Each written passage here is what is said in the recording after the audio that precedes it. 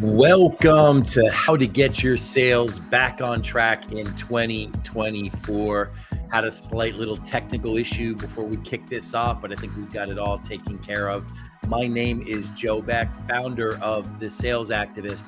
And today we're going to talk about one of my favorite subjects, and it's getting your sales back on track at any particular time from where you are. You know, as I sit here today, it is just about the end of the first quarter.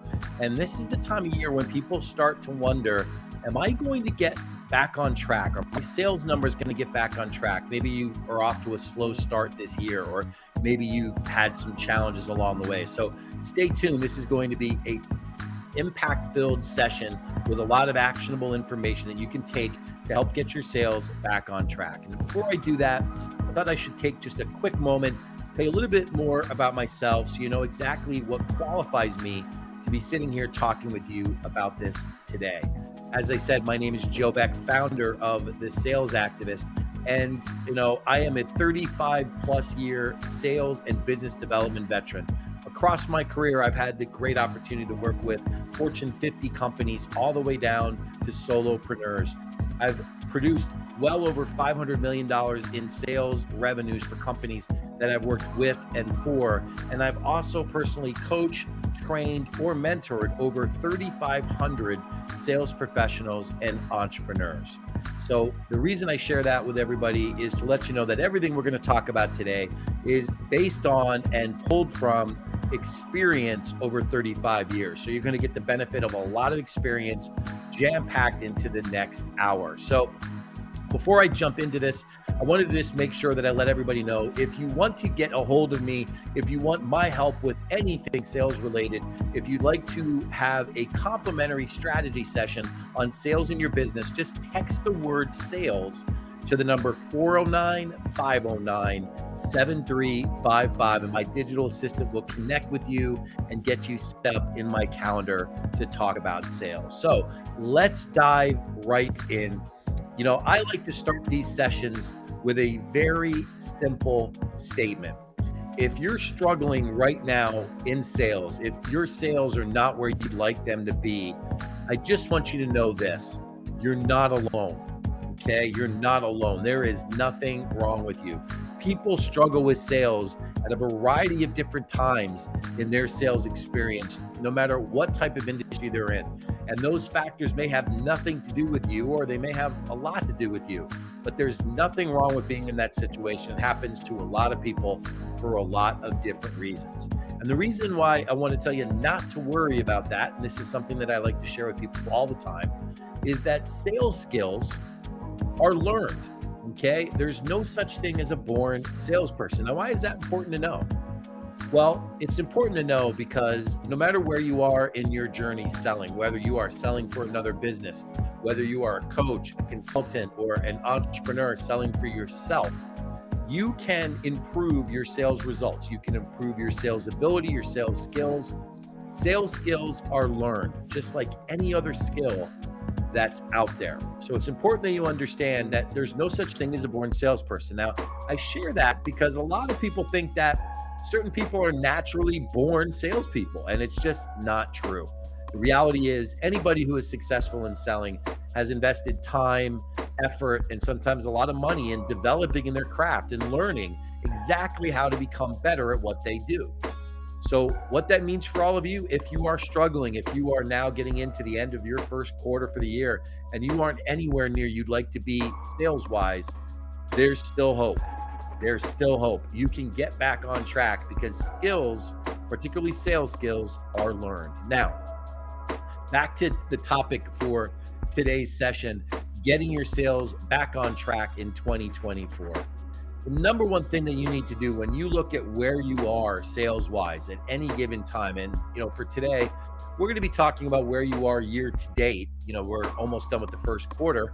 So where you are year to date can give you a sense of where you're going to be by the end of the year, because you're going to be about a quarter of the way through. So the questions I have for you are you right now on track to generate or be at 25% of your annual sales goal over the next week? Because that's where you should be if you want to be on track.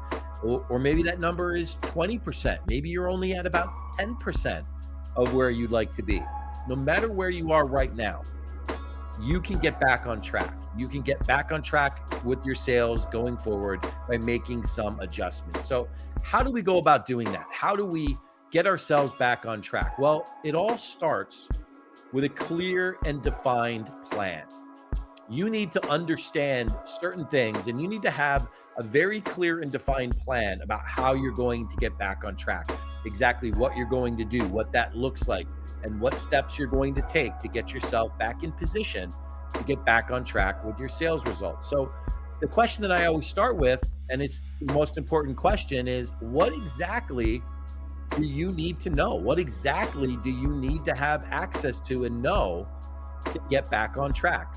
Whether you knew it or not, all of the resources, tools, and things that you may need to at least devise the plan to get back on track are already within your grasp. They're already within your reach. There's something that you can easily put together and figure out for yourself, at least the plan portion. Now, the execution of the plan may take a bit more, but the plan portion you can take care of yourself. So the starting point is figuring out what exactly you need to know. And here are the things you need to understand and know exactly what you need for your plan. The first is, where exactly are you right now? As far as your sales goals go, as far as all of your metrics towards measuring your activity, your sales results, your appointment activity, your prospect activity, your proposal activity, depending upon what type of industry you're in, where exactly are you? Now, what does that mean?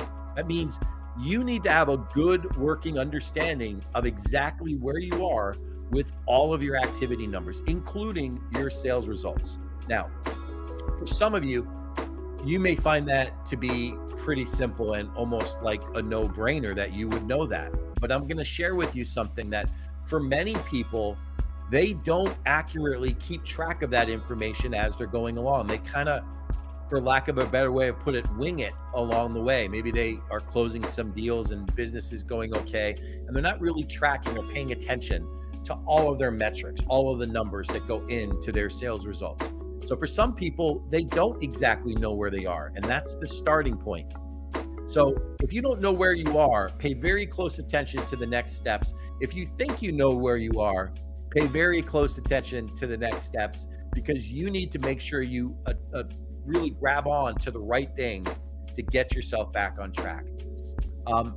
I think the other thing you need to start with in understanding the next steps is exactly how far away are you from your goals? Where are you today versus where you want to be at the end of the quarter, at the end of the half mark of the year, and at the end of the year in its entirety? How close are you?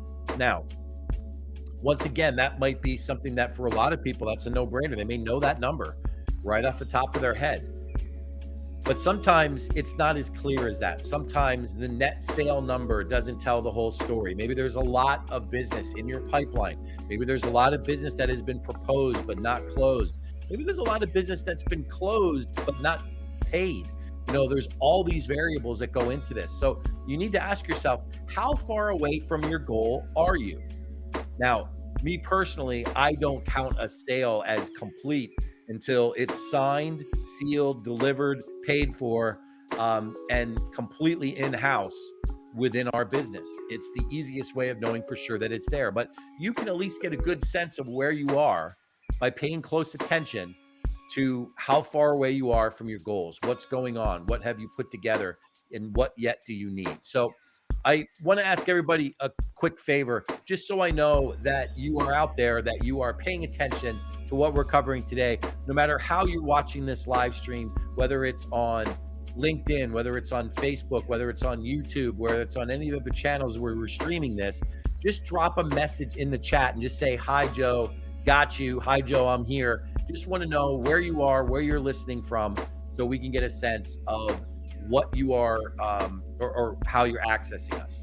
Now, two of the biggest reasons that people find themselves in this exact situation where maybe you are behind a little bit with where you want to be sales-wise right now are really straightforward. And, I think it's important that we spend some time talking about these two reasons, because These two exact reasons are the fastest way to impact your success and the fastest way to put yourself back on track to your sales objectives. They aren't the easiest, and they certainly aren't the ones that for a lot of people they find the most comfortable to do. But these things are things that absolutely need to be taken care of if you want to get yourself back on track. People find themselves off track because normally they have problems in these two particular areas. And here they are. At the top of the list, and this is one that I talk about a lot. I talk a lot about it within the Sales Activist with our coaching clients, with some of the clients we do consulting work for. We talk about this one a lot. Number one on the list is your sales appointment activity on average is too low. Now, what does that look like? Well, on a regular basis, that sales appointment activity needs to be at a certain threshold for you to gain the success that you're going to gain, to get enough going on inside your business. Now, every business is different. Every business is unique. Everybody's own personal metrics and results may vary. So it's really difficult to say exactly what the best activity measurement or number is for you. And it's something that requires a bit more of investigation. But what I can do is give you some really solid averages that can help you become, in my definition, almost bulletproof as it relates to your sales results. So let's break down what those things are. Number one, sales appointment activity is too low. What should it look like? Okay. Well, let me get into that a little bit in a moment, but let's talk about what the second issue is that holds people back. And then we'll talk about appointment activity, and we'll talk about obviously number two on the list. So number two on the list, and this is one that gets people all the time, and it gets them for a variety of different reasons. Many times it's because people want to be successful. Many times it's because they want to convince themselves that they are moving in the right direction. Sometimes it's because they tell themselves a straight up lie about where they are. But the second thing on the list that holds people back from being on track with their sales results is they spend too much time talking to suspects and too little time talking to prospects. Now, what does that mean? That means you will spend a lot of time trying to sell suspects, people that you don't even know whether they are qualified. You don't know if they have the money. You don't know if they have the interest, if they have the ability, if they have the signing authority. You're just talking to somebody who is truly a suspect. They haven't been qualified. When people ask me what's wrong with their sales effort, and we truly analyze and look at the activity that they're spending their time on and where they are and are not selling, you'd be amazed how many times that people are selling to suspects. And the reason why that is not productive towards your success, and the reason why it holds you back from being on track, is you take all of that valuable time that you're selling to suspects and you miss the opportunity to be selling to a qualified prospect, to somebody who is ready, willing, able to be able to purchase and work with you. And this happens to a lot of people. Now, sometimes they talk to suspects because they need to feel good about what they're doing, that they're moving in the right direction. And I'm not saying that you don't talk to suspects. What I'm saying is you don't sell to them. And we're going to get back to that in a few minutes. So let's go back to that sales appointment activity issue. So let's start working on fixing the problem. Let's dig into this together and make sure that we give you some actionable steps to take from this live stream today and fix your challenges. So the number one thing that you need to do if you want to fix these issues is, first at the top of the list, evaluate and reset your own personal activity metrics. Now, I'm doing this and I'm live streaming to share with everybody this information on the hopes that it will help you and help you move forward with your sales effort. But everybody's goals, dreams, aspirations, and objectives are their own. But one of the things that is almost commonplace when people are struggling to reach their sales objectives is there's usually this significant deficiency in the number of appointments that they're generating, the number of true client interactions that they're having, potential client interactions with prospects, not suspects. And you need to evaluate and reset your own activity metrics. Now, why do I say that to start? Because for many people, they will convince themselves that they are busier than what they really are. They'll tell themselves that they are more active than what they really are. They will be doing all kinds of busy work and all kinds of things that allow them to convince themselves that they are productive.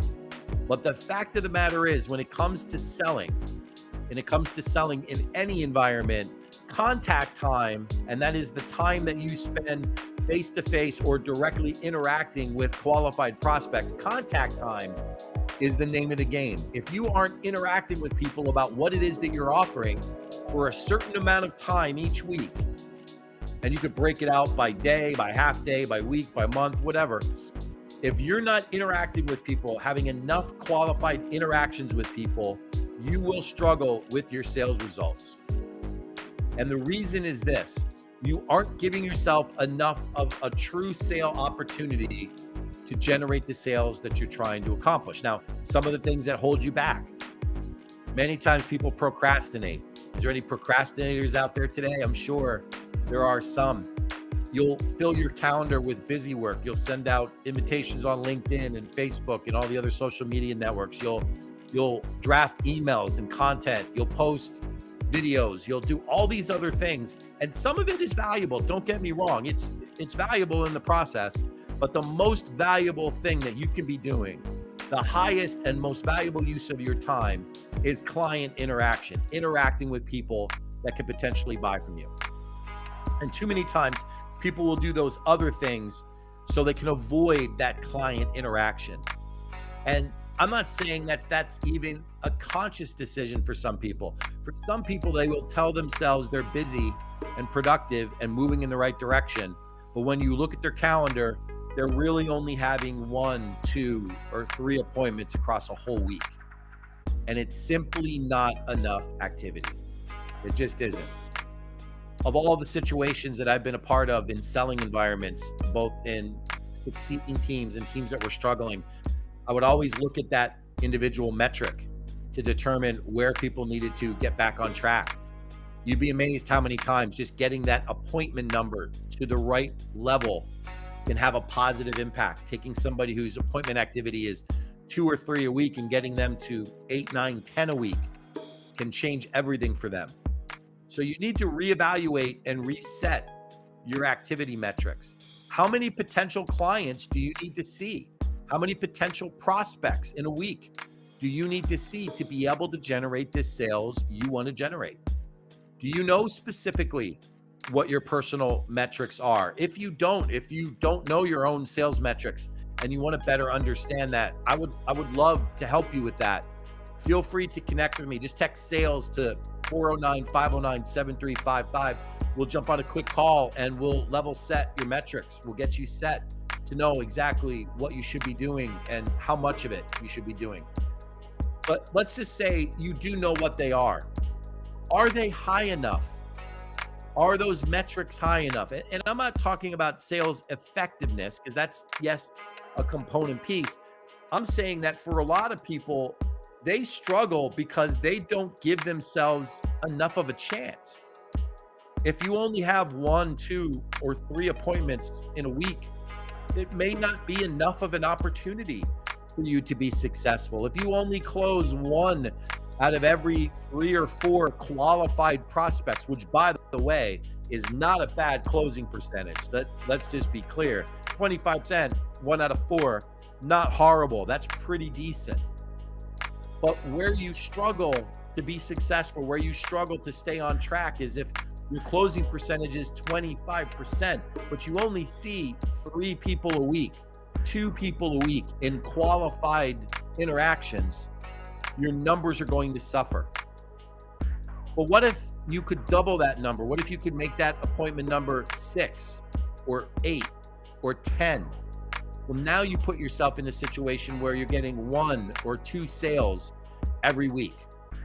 So knowing your own metrics is important, but understanding what good average ratios are is important as well. If you close at least 25% in most industries, it really isn't bad. It's pretty good. The key for you should be how do I get enough activity into my schedule to give myself a fighting chance to reach my goals, to give myself enough activity in my calendar to make it happen? And sometimes that involves your metrics. So what are some of the metrics? What are some of the things, the ratios that you really need to know and understand? And I want you to pay very close attention to this. If you're catching this live, jot these notes down. If you catch the recording, go back and watch this a couple of times, because what I'm going to share over the next few minutes is going to be very impactful.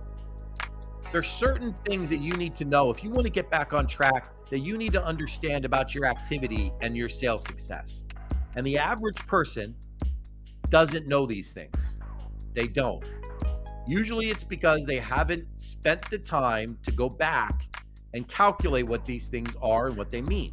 So I'm going to give them to you, and I want you to jot them down. They're very important. These are important notes for your success. So when it comes to your metrics, your own ratios on things, what do you absolutely need to know? You need to know what percentage of the suspects that you identify, meaning the raw suspects, the people that you don't know if they're qualified yet, it's just a raw contact that you're going to work on and develop and nurture and cultivate and ultimately qualify to a prospect. You need to know what percentage of your suspects actually become prospects. How much of that raw data becomes actionable data and real prospects for you? That's the first thing you need to know. The second, what percentage of the prospects that you identify actually do schedule appointments with you to interact with them and keep the sales process going? Let's say you now have identified them as a qualified prospect or no longer a suspect. What percentage of those prospects actually schedule time to take the sales process forward? Now, why do you want to know that? You want to identify where you have break points in your process. Maybe it's from converting them from suspect to prospect. Maybe it's from getting them as a prospect to commit to meeting with you. We need to identify where these breaking points are. What's the next thing you need to know? You need to know what percentage of prospects that you meet with actually go to the proposal phase. They actually will hear specifically what it is that you do and allow you to make an offer that they can consider. How many of them listen to the whole thing and are willing to hear what you have to offer them? Now, those first three are very, very important. And I want to clarify something for everybody. Those three things are not all of the potential metrics that you could be measuring by any means, right? These are just a few of the simple ones that you need to know. And finally, the one that really is the most critical of all of these, and you can dissect this a lot of different ways, but I'm going to give it to you in a straightforward, linear way that's easy to understand. The final metric that you really need to know is what percentage of your proposed prospects actually close and actually work with you. Now, you can measure that differently. You could go one layer deeper and you could reverse engineer that to determine how many of your suspects actually close. So you know every suspect that you generate, every 10, 20, 40, 50, 100, every whatever number you insert that closes, you now know what ratio of your suspects convert. But the one I always measure, just because it's more real, it's more accurate, it's more actionable, and it's more right in front of you at the moment, are your prospects. How many prospects actually convert and close? If you don't know those four metrics in your own business, I will tell you right now, from a sales standpoint, you are holding back your own success. Because if you don't understand those ratios, and again, they aren't the only things that you could know, but they're the foremost critical when it relates to what you're working on. What percentage of your suspects become prospects? What percentage of your prospects actually schedule appointments? What percentage of prospects receive a proposal? And what percentage of your prospects that are proposed actually close? And the trick to this is looking at your averages, looking at your numbers, reverse engineering all the way back to the farthest degree that you can and understanding where you are.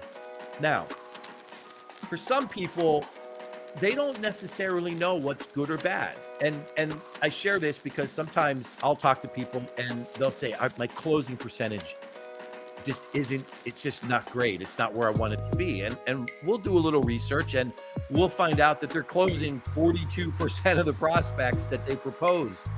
And they aren't happy with that. Now, I think that's an amazing closing percentage. And it really is. But everybody's understanding and expectations are different for themselves. And it's important that you understand what you want to accomplish. So we talk about this because some people don't even know what good numbers are. Some people know what good numbers are, but discount them or ignore them and go do their own thing. So if you're going to get back on track, and if you definitely want to get back on track with your sales goals in 2024, you need to go through a very important process of understanding and level setting what good numbers are for your business. Okay. And I share this because some people aren't really aware what they are. Some are, and again, some ignore them. So again, this is an average. I'm going to use what I consider to be a very average, realistic, solid number of activity elements for you to measure.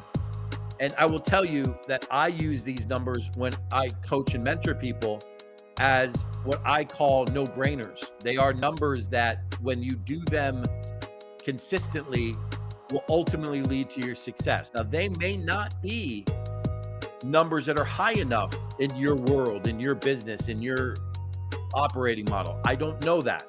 What I know is, on average, the majority of people will be well served by meeting these numbers. I also know something else that's quite interesting. The average person, the average producer, the average coach, consultant, entrepreneur, or salesperson that is not meeting their sales objectives, falls way below the numbers that I am about to share with you. Way below. And I will also share that the people that are meeting and exceeding their sales objectives, whether they are just on track or trending in the right direction, or whether they're crushing it and destroying those numbers or doing so well, are typically at or above the numbers that I'm going to share with you now. There's no way of knowing what everybody's individual metrics are without an individual one-on-one conversation. As I said, I'm happy to do that for you. Just text sales to 409-509-7355. I'll be happy to have that conversation with you as it relates to your particular business. But on average, if you want to crush your sales numbers, here are the numbers that you need to generate. Each and every week, you need to average 5 new appointments with suspects or prospects. 5 new appointments with somebody that you can actually either qualify and develop or start to work on the sales process with when they're already a prospect. Okay? 5 new client interactions. Now, I'm not saying what those interactions look like. Every business and sales model is a little different. Some are face-to-face. Some are remote on Zoom. Some are still phone-based, where a lot of the interaction happens over the phone or over text or whatever that is. But what I'm defining it as is a significant interaction, not just a, hey, checking in, how are you? I'm talking about a qualified interaction back and forth between you and a suspect or a prospect. 5 new per week. Pretty straightforward number. In addition to those 5 per week, you need to try to target and generate 5 follow-up appointments on prospects that you previously met with. Okay, maybe somebody that you met 2 weeks ago and you're going in for a follow-up meeting. Maybe it's somebody that you met last week and you're going in to make a proposal to them. 5 follow-up meetings per week. So real simple, 5 new, 5 follow-up. Now, why do I keep it straightforward like that? Because in my experience, if you can average 10 appointments a week with 5 new and 5 follow-up, you will make your sales results almost bulletproof. As long as you're dealing with that type of consistent effort, your numbers will play out. You will close on average better than 25%. Maybe not everybody, but there'll be some people listening to this that'll close at 30 or 40%. There'll be some that'll close at 18%. But what I know with that type of activity level is you're giving yourself enough of a chance to be successful. You're giving yourself enough activity to feed the process, to feed the pipeline, to feed your effort. People fail sometimes because they stack the odds against themselves. How do they do that? They don't give themselves enough activity to work with. If you only have 2 or 3 appointments a week total, you don't have enough activity to work with. You don't have enough opportunity to be successful. You aren't giving yourself a chance. Now, will you occasionally be successful that way? Yes, you might get lucky. You might have somebody that says, yes, I'm ready to go. You might close 2 out of 3. You might close all 3. That can happen. But what else can happen? And maybe I'll touch a little sore nerve when I say this. You have 3 appointments and one of the appointments you find out for whatever reason can't work with you. Something new has happened and that deal falls apart. You're now down to 2. You're putting all your hopes on 2 interactions, right? One of them loves what you're doing, but they aren't ready. They're not ready now. Now you're down to 1. 1 opportunity. 1 opportunity to win new business. 1 opportunity to add a sale to your results. 1 opportunity to move closer to your goals. That's a lot of pressure, folks. 1 chance only. I've got to make this happen. In fact, that's one of the worst things that anybody in a selling environment can ever say to themselves. If you're selling, whether you're selling for a company, whether you're selling for yourself, whether you're a coach, consultant, entrepreneur, it doesn't matter. The worst thing that you can say to yourself in a selling environment is, this is it. It's do or die. I've got to make this sale now. It's the worst thing you can say. Now, why? Well, it's simple.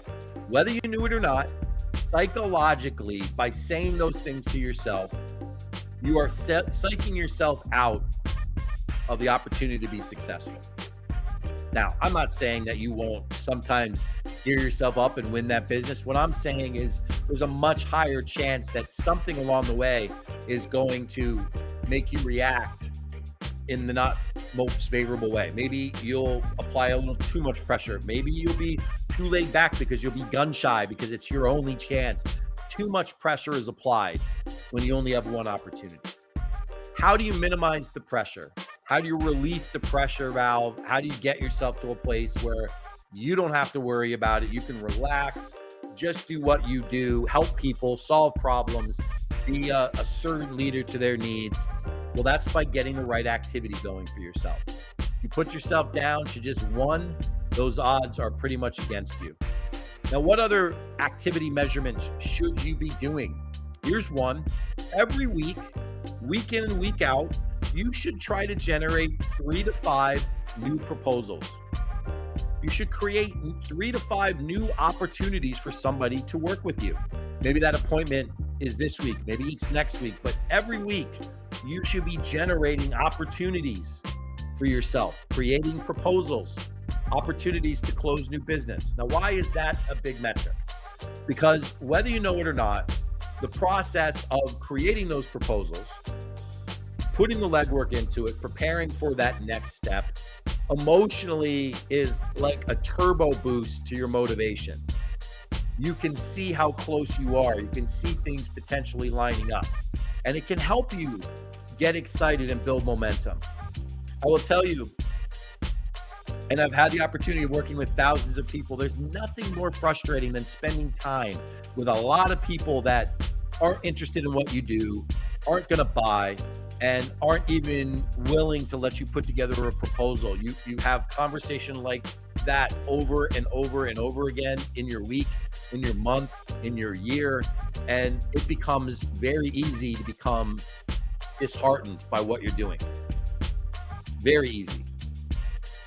The way to avoid that and this is a little bit of sales psychology, the way to get yourself beyond that point is to get 3 to 5 new proposals put together every week.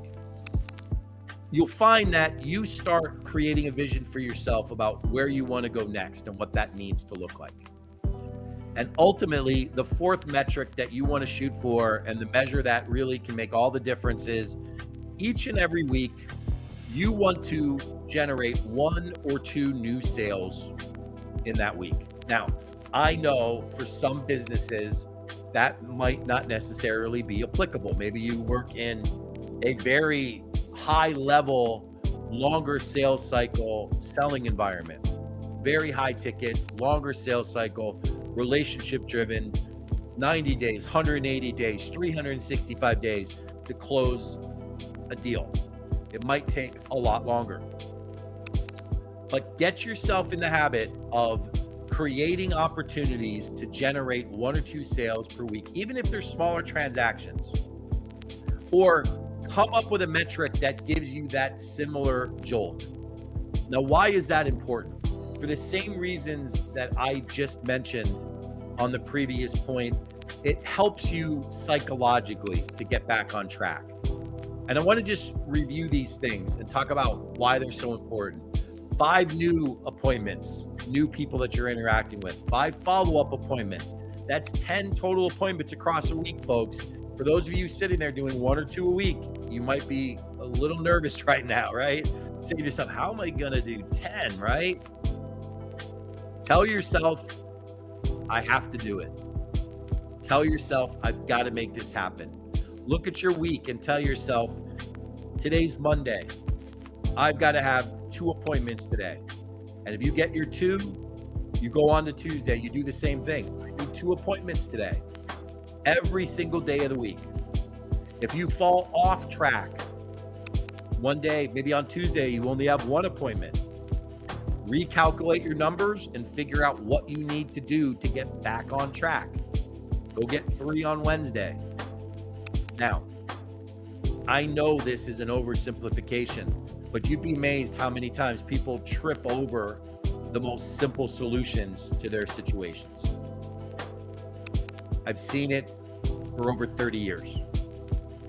Take activity and put it in your favor, and don't look at it as drudgery. Don't look at it as the menial part of the work that you do.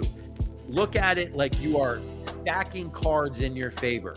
Imagine yourself being in a position where you're increasing your odds with every little bit of activity that you do. And you will find that that activity becomes easier for you to generate.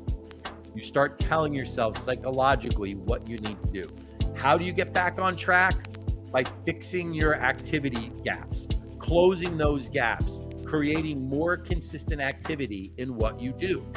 Now, right around this point in the presentation, a lot of people might be thinking, well, that's all well and good. I get it. It makes sense, right? 10 appointments in a week, 2 every day. How do I make it happen? Here's how you make it happen. If you're not generating that right now, change the game on what you're doing. Do what we call a pattern interruption. If all the effort that you put out is emailing people, start picking up the phone and calling people. If all the effort you put out is calling people, start emailing and messaging people. If people don't respond, reach out another way. Send them a text message. Send them a message, on social media. Mix up your pattern of how you reach people. Okay? Use an audio message that you send in email or in Messenger. Send a video chat message, some little video clip of interacting with them. Now, why do I say that? Because people tune out the things that they deem to be repetitive, right? I'm willing to bet that there are people here right now that have already dropped from this live stream because they think some of the things I've said have been repetitive. People tune out very, very quickly. But the fact of the matter is, you can use this in your favor by using a pattern interruption, changing how you approach people. And it could be something as simple as, hey, I was thinking about you today. I saw an article relevant to your situation. I'd love to share it with you. Would you be okay if I shoot it over to you and then have me reach out and get your input on it and start engaging them again? Or maybe Look, I realized it's been a couple of weeks since we've spoken, and I thought about your situation, and I have a new idea that I'd like to run by you. Do you have 10 or 15 minutes that I could give you a call and share it with you? Or how about this one? I'm going to be in your part of town on Tuesday, and then again on Thursday afternoon. I have something new I want to share with you. Would you be okay if I swing by and just show it to you? I promise I won't take a lot of your time, but I'd love to catch up with you and share this with you because I believe it will have a significant impact on what you're doing. Start mixing up how you interact with people to generate those extra appointments. Now, I know for some people that can be challenging. They struggle with that. Some people get uncomfortable. We're talking about maybe breaking out of some comfort zones to make that happen. And it might not be so easy for you. And that's okay. I'm here to help. If I can assist you with that, please just text the word sales to the number 409-509-7355. It's running across the bottom of the screen. Jump on my calendar. We'll talk about that. I will tell you the effort of making those little changes and the results it can generate is so worth it to you. It's so worth it to you. You have to get a little uncomfortable if you want to be comfortable. If you want to get your sales back on track, you're going to have to change the game of where you currently are. You're going to have to change some things if your activity numbers aren't where they need to be. Now, one of the ratios that I like to share with people, and this is a very common ratio that I share with a lot of folks because it just averages out this way for so many different industries, is what I call the 10-3-1 ratio. Some people call it some different things. I call it the 10-3-1 ratio. And what that means is for every 10 suspects that you engage, 3 of them will become a viable prospect for you. Somebody that is ready, willing, and potentially able to work with you. So 10 suspects become 3 prospects. Of those 3 prospects, one of them, 10-3-1, one of them will buy from you in the immediate future. In the immediate future, 10-3-1. Now, what does that mean? That means of your prospects, you would be closing 33% of the prospects that you see, which is a really good number.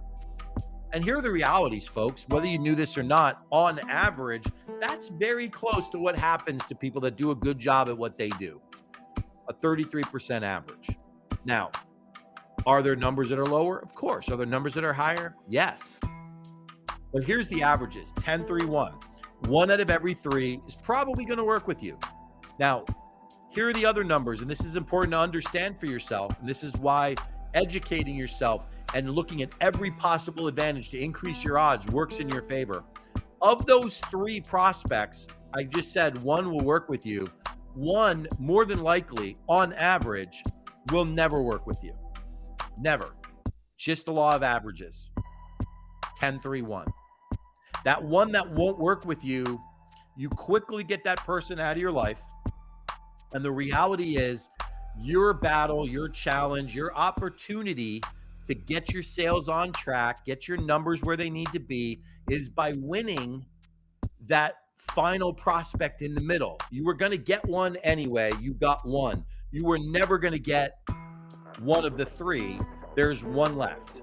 There's 1 left. That what I call the 1 in the middle. Okay? A lot of effort goes into teaching people how to win the 1 in the middle. Why? Because that's your greatest opportunity. That's your greatest opportunity. That's the low-hanging fruit for you to increase your sales numbers. Now, what does that mean? Well, if you close 1 out of 3 and 33%, if you get that second one, the 1 in the middle, you're now closing at an elite level, almost 67% of the prospects that you're generating by getting 2 out of every 3. And it's funny, I've worked with people that weren't happy with 2 out of 3. I get it. I'd love it. I'd love to win them all. Fact is, you never will. There'll always be no's in your world, and there should be. There are people that aren't right for you and what you offer, and vice versa. And the fact is, no's are a good thing. The sooner somebody tells you a no that you know is a true no, you can move on and focus on the one in the middle. Focus on the one that's going to make the difference for you. So I want to take a step back now. That's a lot about the activity metrics, the importance of why, and I drove it right down to that 10-3-1 ratio so you understand what you need to do to get back on track. If you want to make one sale a week, 10-3-1. If you want to make 4 in a month, 10-3-1 every week. 1, 2, 3, 4. There are your 4 sales. If you want to double that number, double those numbers going in. Okay? 20-6-2. Double it up. It's a really simple equation to work with. Now, the second element that hold people back, that sometimes prevent them from reaching their sales objectives, and it really is an Achilles heel for a lot of people, and I'm going to spend a big chunk of our time left discussing this. It's selling to suspects, selling to people that you shouldn't be selling to. Okay. And here's what I mean by this. A lot of time people spend time with people that they want to be a prospect. They hope they are a prospect. They may even need them to be a prospect, but hope, want, and need do not make them a prospect. Some people are just suspects. Maybe they aren't right for your solution. Maybe they don't have the budget. Maybe they aren't ready to make a buying decision. Maybe they just aren't in that place that they're going to take action. Maybe the timing is right or wrong. They're just not ready to do it. Well, that's what we call a suspect. They aren't really ready to go. And too many times people will spend their valuable time, energy, resources trying to sell and convince that person about why they should be working with them. Okay? If that's ever happened to you, just put suspect in the word chat, and just so I know that that's happened to you, because it happens to everybody. It's happened to me. It's happened to a lot of people. We want to work with people. We want to be successful and close new business. And sometimes wishful thinking takes over. But I'm going to tell you right now, over the next few minutes, the difference between elite sales professionals and people that struggle with selling and are almost always playing behind their goals. Elite sales professionals do everything within their power to increase their odds for success. Everything. Now, I don't mean unethical things. I mean things that they can control. They control their activity better. They control generating warm and friendly introductions or referrals from other people to generate warmer relationships. They control so many different elements of their success that the odds start stacking more and more in their favor, and business becomes easy to them. Have you ever noticed that about people? You look around your industry, maybe your competitors, maybe your coworkers or partners or other people that you see just crushing their sales goals. And you wonder to yourself, how do they always seem to be doing so well? How do they seem to be crushing their numbers all the time? Now, I'm not talking about some of the smoke and mirrors that you see on social media. I'm talking about real life people generating real life results that you know is actually happening. True sales being generated. The reason why those people are successful and you're looking at them and wondering what are they doing that's different is because they're doing what's ever necessary to stack those odds in their favor. They're making the necessary choices. They're doing the hard work. They're setting themselves up for success, and they're increasing their odds. And one of the biggest Achilles heels that they avoid, that many people fall victim to, is selling to suspects. And we have a really simple pro tip that we share at the Sales Activist, and it's simple. Don't sell to suspects. Don't. Now, I'm not saying that you don't interact with them. I'm not saying that you don't have appointments with them. I'm not saying that you don't nurture them and qualify them and work them through the process. What I'm saying is you don't sell to them. You don't get to the point of investing time into a proposal and giving it to them. You don't invest hours on hours of putting together information for them when they aren't really qualified. You don't go to the effort of investing time in sales appointments trying to convince them to buy when they aren't qualified. Now, why is that such an important element? Because some people might be sitting here thinking, well, I'm selling, right? If I'm selling, there's a chance that they might buy it. And yes, there is. But that chance is so small that it doesn't warrant you risking the time, energy, and your own motivation to invest in it. See, every minute you spend selling to a suspect is a minute that you could be spending selling to a prospect, selling to somebody that might be that second, third of those three that you want. Don't sell to suspects. If you want to get yourself back on track sales-wise, stop selling to suspects, okay? Stop selling to suspects. I know it's happening. I know it's happening for people watching this, listening to this. People are going to watch the recording.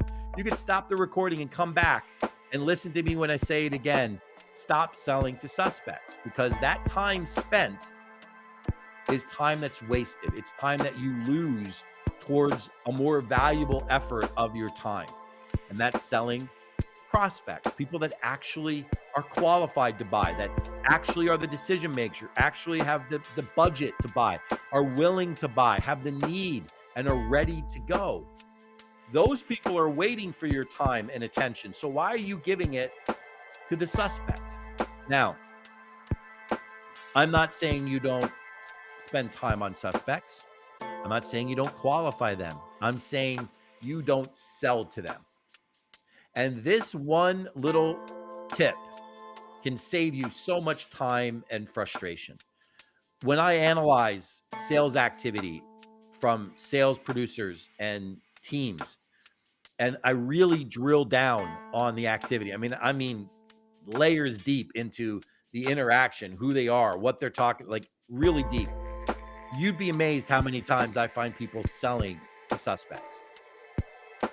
Maybe they're selling to suspects because they need to feel better about themselves. Maybe they're selling to suspects because they need to fill a pipeline and convince somebody else that they're doing what they should be doing.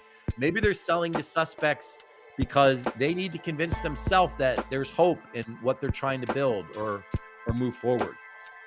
But it is a waste of your time and energy to sell to them.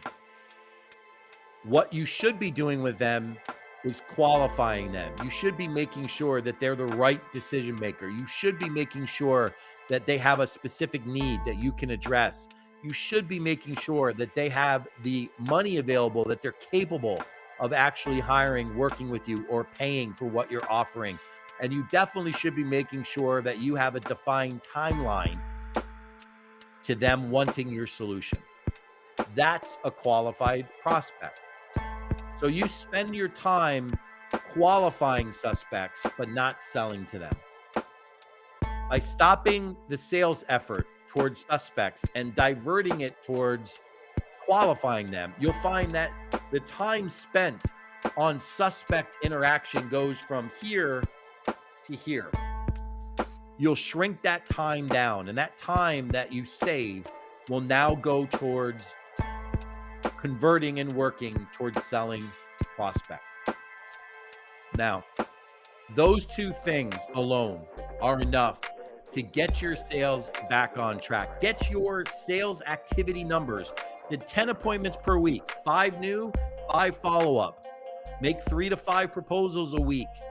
Close 1 or 2 sales a week. Now, again, that might vary depending upon your sales model and the cycle, and I get that. I'm just sharing some averages. Let the numbers work in your favor. Remember, 10-3-1. Write it down. Write it down in a notebook right by your computer, by your phone, when you're wherever you do your work. Put it on a Post-it note on your board, right by where you're sitting. Make sure you remind yourself over and over again. 10-3-1. If I'm going to get 1 sale, I've got to get 3 prospects. If I'm going to get 3 prospects, I have to identify and nurture 10 suspects to get to 3. Don't fall victim to not giving yourself that chance at success. And above all else, make sure that you stop selling to those suspects. Now, by doing these things, And by reaffirming your own metrics, by understanding what you're working on and looking at what you're doing and dialing down your numbers to the point that you understand what you're doing right or wrong, you can get yourself back on track. How do you go about doing it? By looking at where you are year to date, doing the calculations to readjust where your goals are to get to by the end of the year, and recalculating a new month-to-date number to start closing that gap of wherever you are. If you're not on track at the end of the first quarter, take the deficiency, add it into the rest of the year, recalculate your goals, and give yourself a new objective. Now, all of that's well and good. That's just number play. That's not that difficult to do. What is difficult is making sure, in addition to that, that you recalculate the metrics you need to make it happen. If you're only generating 4 appointments a week, you need to get that number back up to 10. You need to get that number to a point where it starts working in your favor. If your average numbers aren't going to generate enough to get you what you need to close that gap, the only other thing that you can do is change the activity schedule, get yourself in line. Don't do half the job. Do the whole job. Recalculate the goal and then reevaluate and level set your activity metrics. Now, I know 1 hour is not a lot of time to go through this particular topic, okay? There could be some people watching this that are horribly off track with where they want to be with their sales objectives. And here is my offer. Over the next 3 days, I have opened up time in my calendar to take appointments with people that want to get a new sales plan built to get them back on track. So if you're watching this and you desperately want to reach your goals in 2024 and you want some help to get there, it would be my pleasure to conduct a free consultation with you to help you reestablish what that plan should look like and show you how I could help you make it happen. Okay, how to make it happen. And you can get time on my calendar by just texting the word sales to the number 409-509-7355. I want to ask everybody here that's watching this to do me one other favor. Please post in the chat what you thought of this live stream wherever you're watching it. Please let me know in the chat what you thought of it. Please share this. It will post as a recording wherever you're seeing it. Please share it with your networks so we can help more and more people. It's our mission at the Sales Activist to help as many people as we can to accomplish their sales goals, to get back on track in 2024. And we do that a variety of different ways. It's not a one size fits all. So please share this recording with other people in your network. Please let them know the value that they can receive, and I'll be happy to conduct that consultation with them as well. I want to thank all of you for taking the time to be here with me today. If you're here with me live, I appreciate you committing this time to yourself and your sales development. And I want to leave you with this thought.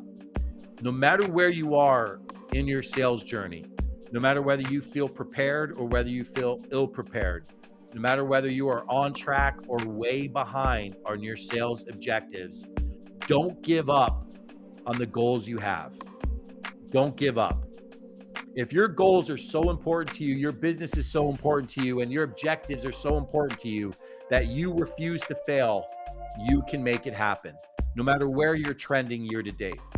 If you want to know how to make that happen for yourself in your business, please connect with me. Again, just by texting the word sales to the number 409-509-7355. You can also check out our website at www.thesalesactivist.com, as well as the content that we have out on our YouTube channel. It has been a great pleasure sharing this information with you today. Please let me know what you think of the live stream. Post it in the chat. Feel free to share messages with me about what other topics you'd like to see covered in upcoming live streams. It would be my great pleasure to produce that and bring that to you to help in any way that I can. This is Joe Beck with the Sales Activist, and I'll see you soon. Take care.